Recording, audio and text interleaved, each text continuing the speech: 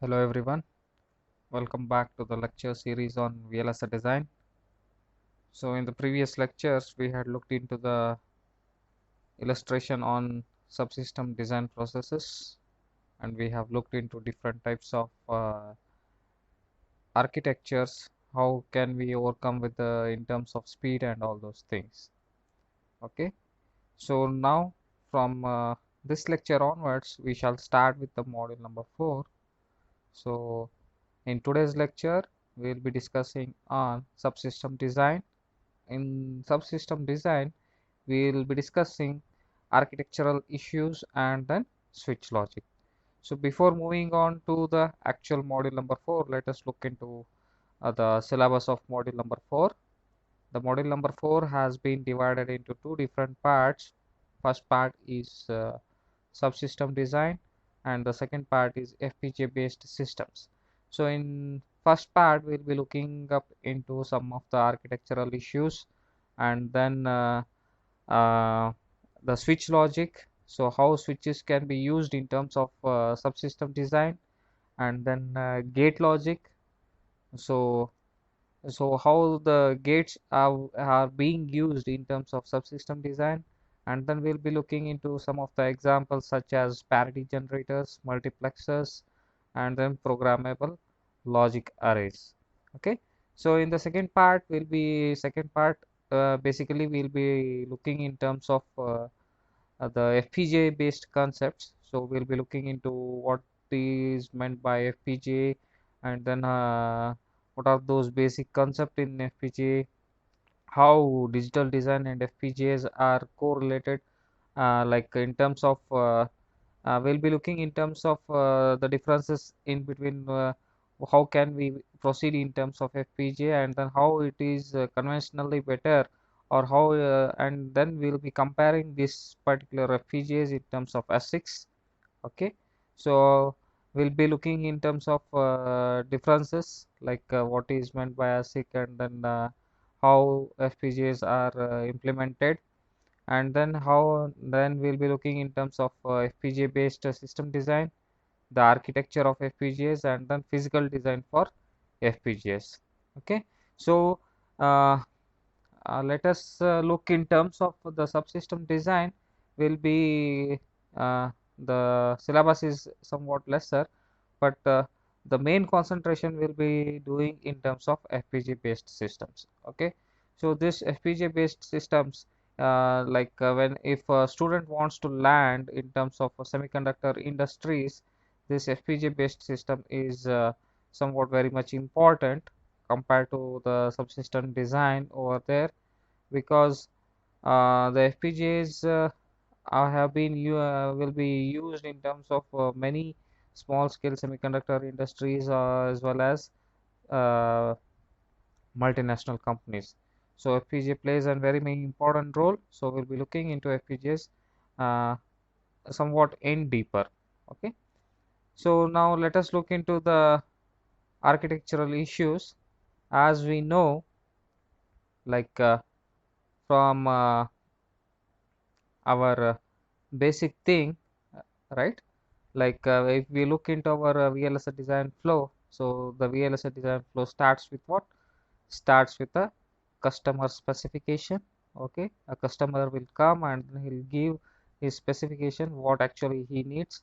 Based on the specification, we'll be looking into the design. So here in design, if you look at this particular design entry, the functional verification what we are doing here actually, as we had discussed in the previous module, that will be going in terms of either a top down approach or a bottom up approach.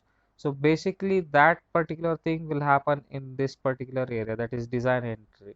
So here what we'll be doing, once we have come up with a logic, so that logic, the complexity of the design will be divided in terms of what? Subsystem design, and then from subsystems again we'll be dividing in terms of leaf cells.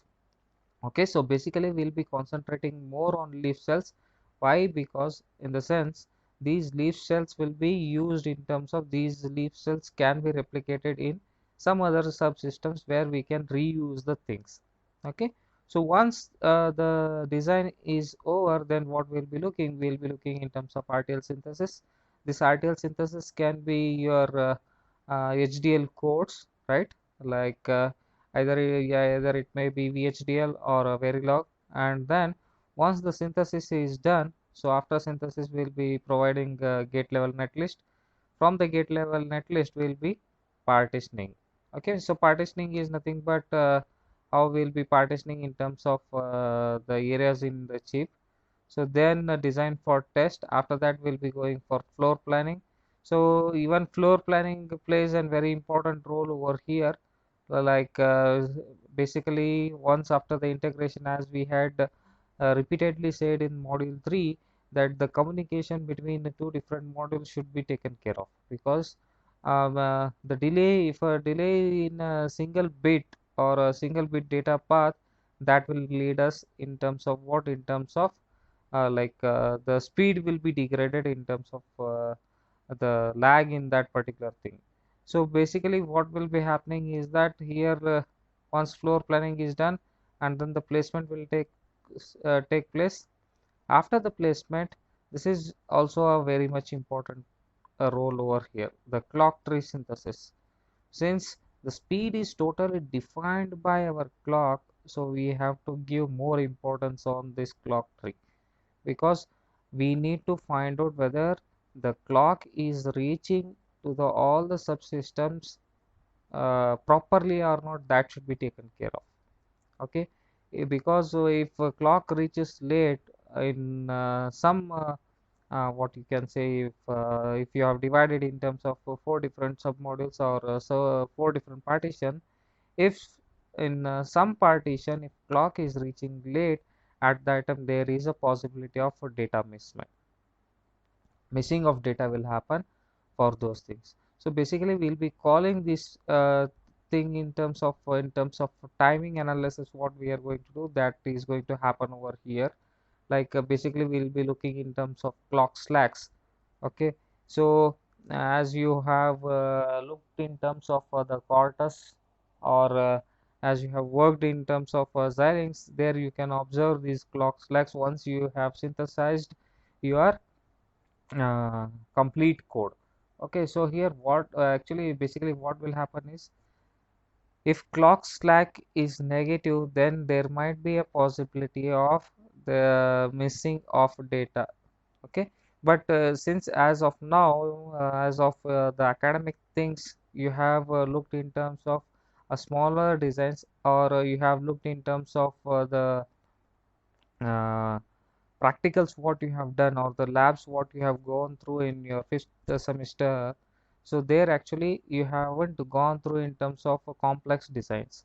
Okay, those are the simple circuits where we won't be finding any clock slack issues. But when it comes to in terms of bigger designs or complex designs, at that time what we'll be having will be facing the clock slacks. Okay, where the clock might not reach properly in terms of the complexity of the design. So there actually we are going to this is the part where they are going to reduce the clock slack. So basically the clock slacks can be reduced in terms of adding delays in between the data path which is getting delayed. Okay, so and then the routing will happen, and then final verification is going to take place, and then we are going to have the GDS2 file. This GDS2 file is going to, where it will be going to our manufacturing unit. Okay, so now if you look at this, these are the things what we are having over in our particular architectural issues. As we had said, main thing what we'll be doing is that main thing we'll be doing in terms of design entry, and then the partitioning is also plays very important role, floor planning plays, and the clock tree synthesis also plays a very important role. Okay, now let us take an example over here. Now if I have uh, a smaller circuit, let me take it as where I will be having somewhere around 500 transistors. Okay, so in order to complete the design, or in order to bring up the product to the market, I can allot how many hours? I can allot somewhere around 200 engineer hours. So 200 engineers hours, in the sense I can have somewhere around 2 months of time. Okay, that might lead us 2 months of time. That is basically what that, since the number of transistors is less, the complexity is less, and the time to market will be very much less. See, the complexity of the design and the time to market, what you can observe is that those are linearly dependent. Okay, if the complexity increases, then the time to market also increases. Okay, now if you look at this particular scenario, when the complexity is increasing, at the same time the time to market is getting increased, this will lead us to some problems. Okay, so what type of problems is that? See, as the market is having so much of competition as of now, if you for example, you can take as of now, there are so many smartphones are coming every 15 day into the market, right? So there are some smartphones are coming with Snapdragon 660, some are coming with Snapdragon 710. So little changes they are doing, and then they are releasing it to the market. Okay, in order to grab the attraction of the people. Okay, now what happens is that, suppose if the same design has been done, but the same company has come up with the same logic, and then they have come up to the market very earlier than the company which has worked on this particular design, it will go in waste. Okay, that is why this particular time to market is very much important. As we had said, we had taken an example of just a smaller circuit which is made up of only 500 transistors. That will lead us how many days, how many hours, or how many the duration in order to come up with the product. We had said that it is somewhere around 2 months of time. Okay, but if you compare this in terms of linear, if the complexity of the design increases linearly with the time to market, then if the complexity has been increased in terms of 50,000 or 5 lakh transistors, then we might end up what we might end up with 20,000 or 2 lakh engineer hours. So that will lead us to somewhere around 170 years. Okay, so that should not be the case, right?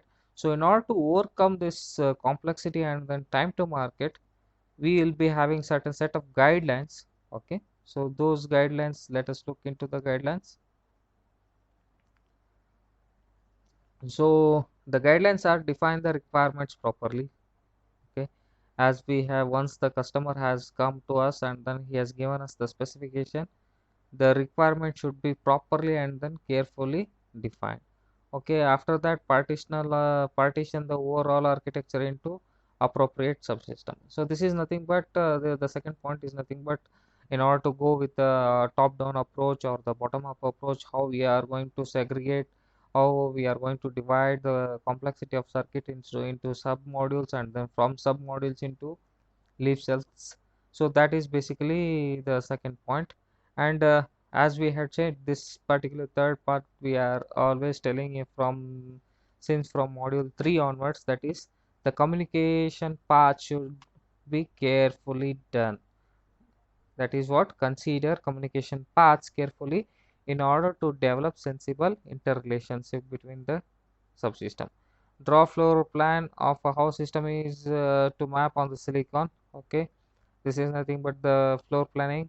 Regular structure so that the design is largely matter of replication. Suitable stick diagrams of the leaf cells of the subsystems. Conversion of each cell to a layout. Okay, and then carefully and thoroughly carry out a design role check on each cell. Okay, so the DRC should be taken care in terms of every single cell what we are having in our particular design, that should be taken care of. And then again we have to simulate in terms of performance whether our uh, design is going to work properly or not, that we are going to see in terms of guidelines.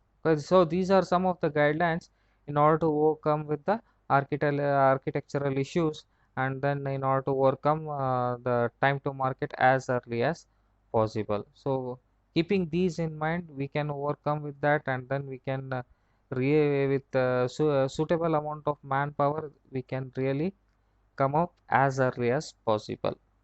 Okay, so now let us move on to switch logic. Switch logic is based on the pass transistor and then the transmission gates. Okay, uh, yeah, this approach is fast for small arrays and takes no static current from the supply rails. As this particular design, since it is takes no static current, that means the power consumption will be very much less. Now let us look into the some of the switch logic, how these pass transistors can be used in terms of different gates. Okay, now if you look at the particular thing, so this particular is an if you look at this particular design over here, there are four different NMOS transistors which are connected in series, and then these are the gates which we have given. Okay, as we have said that whenever we apply logic 1 to the NMOS transistor, then that will be turned on, and then that will be acting like what? That will be acting like a closed switch. Otherwise, what will be, if you have given logic 0, then that does mean that the transistor has been turned off, and then that will be working like an open switch. Okay, uh, if you look at this particular design, as you can observe, since all these are connected in series, that means what?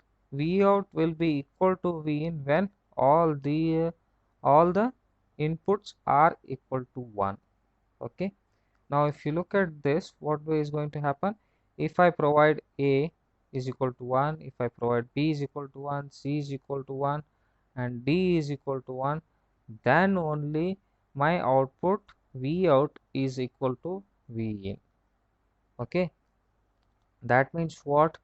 If all these are, even if a single input becomes 0, then what will happen? This particular path what we are having, this will be broken off. Okay, so that means what? If see, as you can observe, now here we have given C as 0, the path has been broken over here. Okay, now from this what we can observe is that this is nothing but what? This is nothing but, I can say, this is a 4-bit AND gate, right? So if what is our AND gate? If all inputs are 1, then only my output is 1. If any of the input is 0, then my output becomes what? My output becomes 0. So this particular logic is nothing but what? It is nothing but our AND gate logic. So this particular, that too it is what? That too it is a 4 input AND gate. As you have, as we have seen in terms of our module 2, we had looked in terms of what? If we had looked in terms of complementary MOS circuits, like we had gone through different types of NAND gates, layouts of NAND gates, schematic of NAND gate, NOR gate, and all those things we had gone through. But when you look in terms of AND gate, in terms of CMOS logic, basically we will be requiring, for a 2 input AND gate, we will be requiring somewhere around 6 number of transistors. Okay, now the same this thing has been resolved in terms of pass transistor. The same this thing can be finished off with just 2 number of transistors. So but why, you might ask, that why people have gone through the CMOS logic itself. Okay, so that will come in the later slides, why even though pass transistor, the number of transistors are less, and the number of transistors are less, the area required in order to complete the whole design, that the area will be reduced. Okay, so this reduction of area is what, as a VLSI engineer, he will be looking into, right? So basically he will be looking in terms of power, in terms of speed, and then in terms of area. When you are going for fast transistor logic, then the area is reduced, that is a positive point, but still people have gone into CMOS logic, that we are going to see in the later slides, why we have gone through those things. Okay, so this is one more example. So this is what? This is an 3 input OR gate. So basically we are having here all NMOS. Here you can observe, here there is a three set of transistors which are connected in parallel, and then here are the three set of transistors which are connected in series. Okay, now here the inputs what we are giving over here are nothing but what the uh, normal inputs we are going to give. Here we are going to give the inverted inputs. Okay, from this what we can observe is that, now let us look into the working of this. What is our OR gate? OR gate, when if any one of the input is 1, then my output will be what? My output will be 1. And if all the inputs are 0, then only my output will be 0. This is what? This is our OR gate logic, right? So let us look into it whether it is going to work in terms of that or not. So let us take the example of first example. So I have taken as a as 1, and then similarly here you can observe that a has been 0, so this has become an open switch, and then here we have applied for b is equal to 1, so this has become closed switch, and then c equal to 1, again this has become a closed switch. Here all the, since this is a negated part of the inputs what we are going to apply, so here all are what? Here all are zeros, so all these transistors are in terms of off condition, so these are working like as what? These are working like as an off switch. Now since all the inputs are 1, you can observe that here all these lines have been shorted. Since these are in parallel, any one line can be taken care of, and our the input what we are having, the VDD what we are having, that will be flown out to what? That will be flown out to our V out. So since it is a VDD, our V out will be what? Our V out will be logic 1. Okay, so this is what? This is how, this is one scenario where when all inputs are 1, as we had said, if any one of the input is 1, then the output should be 1, and if all the inputs are 0, then our output should be 0. Let us look into the scenario where when we give our inputs as all inputs as 0 0 0. Okay, when all inputs have been given as 0 0, then our V out should be what? Our V out should be is equal to 0. Okay, whether it is going to be working like that, see here we have applied 0, so this has been in off state. Okay, and then this particular thing has been in on state, so this is short and then this is open, and then again here since we have applied 0, again this is open and then this is short, and then again if you look at this, since it is 0, it is open and then this is short. Now here we can have a complete path which is getting connected to ground. Okay, since it is connected to ground, my V out will be what? My V out will be logic 0. Okay, so this is one more scenario where if all the inputs are zeros, whether I'll be getting it as 0 or not. So there is one more scenario. What we had said is that if any one of the transistor is if any one of the input is 1, at that time my V out should be what? My V out should be same as our it is equal to VDD. Now let us look into that scenario. So here we have applied A is equal to 1, so it is short, and then this is where, now if you look at this, I have applied 1 0 0, so it has become 0 1 1. Here you can observe this particular path what you are having over here, this particular path is an open circuit, so this is not at all connected to the VDD, and again this is open circuit, open switch, so again it is not connected. But since these all things are parallel, if any one of the input is high, or if any one of the transistor is on, then there will be a closed switch. So that is why the path is going over here, something like this. That is why V out is equal to VDD. And if you here also you can observe, since any one of the input is 0, there will be a open switch along this path, so there won't be any connection which is connecting to the ground. So this is how the same OR gate can be implemented in terms of what? In terms of pass transistor logic. Okay, so this is how switching takes place. Now let us look into the pass transistor and transmission gate.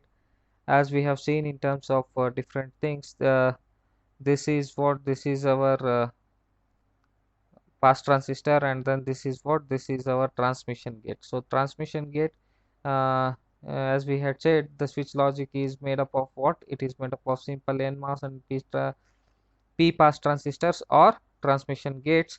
Transmission gates are nothing but it is a combination of an n pass transistor and then p pass transistor which are connected in parallel. Okay, now here this is the symbol what they have given, but usually the pass transistor will be something like this. Okay, you'll be having an NMOS over here which is connected to the thing, and there will be a same PMOS logic over here which is connected in parallel, and then this is going to be connected somewhat like this. Okay, now the reason for adapting CMOS logic is that it is if you the reason for adapting transmission gate is that it is made up of what? It comprises of what? It is comprises of both your PMOS and then NMOS. So this is basically nothing but our CMOS logic what you can observe. Okay, so this will eliminate what? It will eliminate undesirable threshold voltage effects which will give us in what? Which will give us in our pass transistor logic. Okay, so this will give this what actually happens in terms of that threshold voltage that we'll see in the next slides. Now pass transistor, we had said that it is going to degrade our input. Okay, so what happens is that in pass transistor the threshold voltage what we are going to apply to our pass transistor logic, that is going to be affecting our output.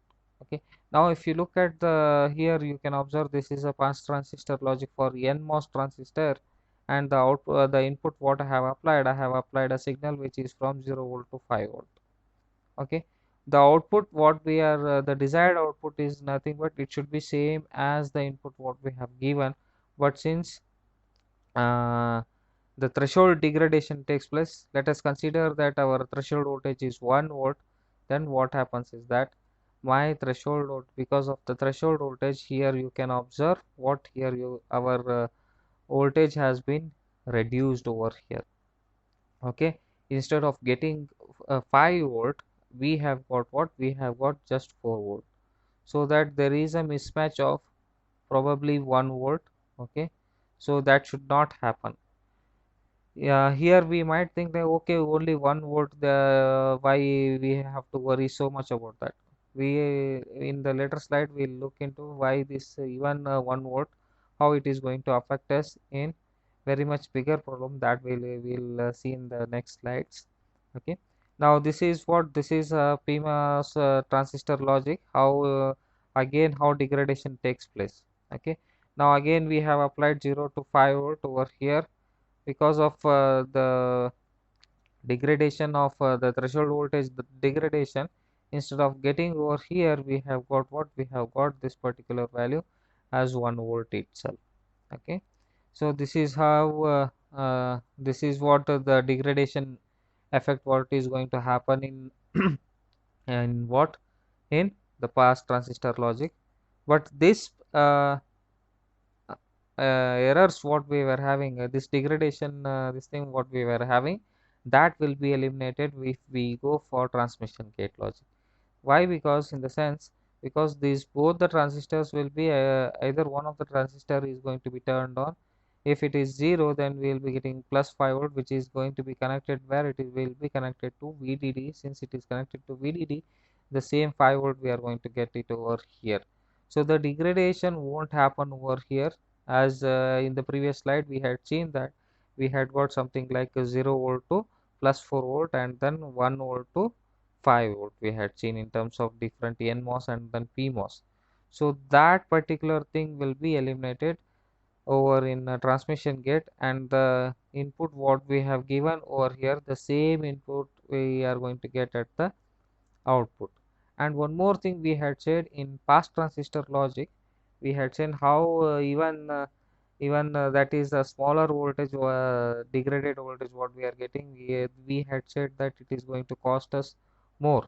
So how it is going to cost us more is that if we connect one or more transistor in series. Like here you can observe is that here the output logic we have what we have got in pass transistor 1, that has been fed as an input or gate input to the logic pass transistor 2. Now if you look at this particular thing here, if I have given 5 volt and then the VDD is 5 as you have seen, okay, as VDD is 5 volt, and let me consider my threshold voltage VTH, or VT should be what, let me consider it as 1 volt.